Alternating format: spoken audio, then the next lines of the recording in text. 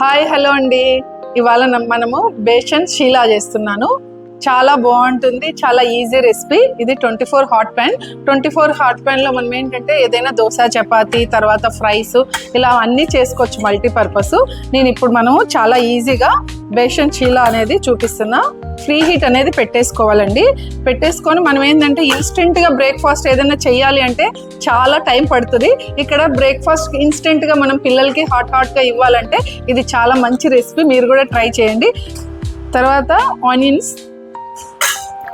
Green chillies, tomato, కొంచెం కరివేపాకు. ఇప్పుడు మనం తగినంత సాల్ట్ కూడా యాడ్ చేస్తున్నాను. తగినంత వాటర్ వేసేసుకొని బాగా కలుపుకోవాలి.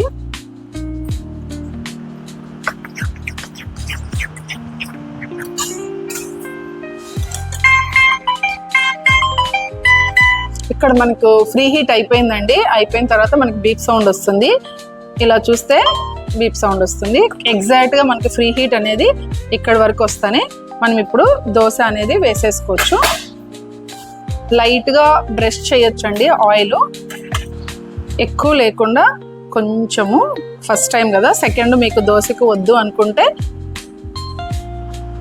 అవసరం లేకపోతే వేయని అవసరం ఉండదు. మనం వితౌట్ ఆయిల్ తినాలి అంటే మనకు నార్మల్గా రాదు. మన ఎయిమ్స్లో చాలా చాలా ఈజీగా చక్కగా వస్తుంది.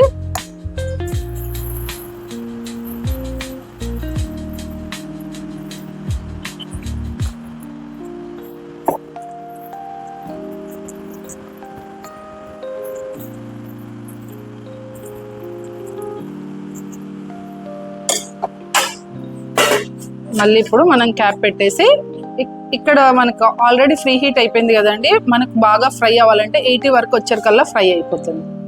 80 వరకు వచ్చిందండి. చూసారంటే చూడండి, చాలా బాగా మనకి రోస్ట్ అయినట్లు కనిపిస్తుంది.